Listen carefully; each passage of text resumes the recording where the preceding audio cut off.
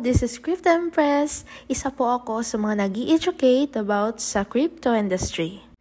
Ayan, interesado ka daw po sa FCC Crypto Staking, kaya bigyan ko po kayo ng short discussion kung paano kami kumikita sa crypto ng passive income through this type of investment. Kung familiar na po kayo sa time deposit na madalas nyo naririnig sa bank, kung saan nilalak nyo po ang inyong pera for a specific period of time, tapos binibigyan kayo ng interest in return, dito naman po sa FCC Crypto Staking, bumibili o bibili kayo ng asset just like buying stocks or shares. At ang binibili nyo po is First Choice Coin, isang cryptocurrency, na kapag bumili po kayo ng First Choice Coin crypto, ilalak-in nyo po siya ng specific period of time. Ang maganda, every day, mag-generate siya ng earnings. Ibig sabihin, papasok yung earnings mo kahit no active involvement ka na. As long as bumili ka ng FCC coins at yung earnings mo na crypto coin, which is ang FCC, convertible siya sa USDT at peso o anumang currency ng bansa mo dahil may value siya sa exchanger.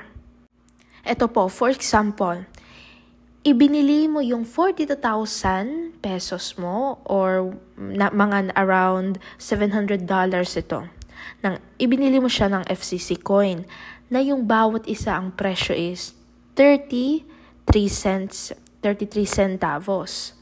Kumbaga, nabili mo siya ng presyong 33 cents.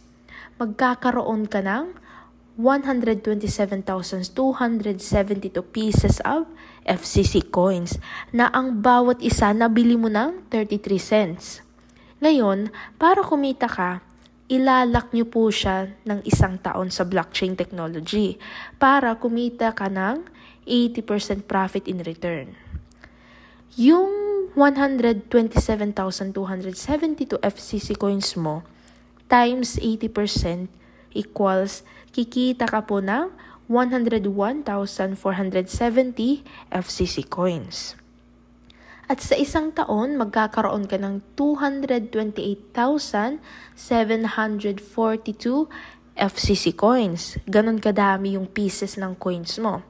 Ang maganda, mura mo pa nabili yung coins mo. Mura mo nabili yung FCC coins mo kung piso bawat isa per FCC coin. Sa 1 taon, nakaipon ka ng 228,742 FCC coins. So, ito yung computation. 228,742 pieces of FCC coins po yan. Times piso, meron kang 228,702 pesos. Magkano lang kapital mo? Diba mga around 42,000. Mga $700.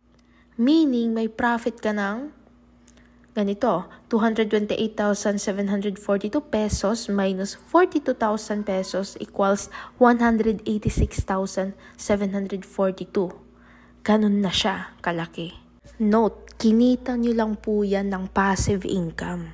So ito, worst case scenario, sabihin nating 33 cents mo siya nabili at after 1 year, 33 centavos pa rin, hindi pa din siya tumaas. So 228,742 pieces of FCC coins mo times 33 cents sa peso, nagiging 75,484 siya.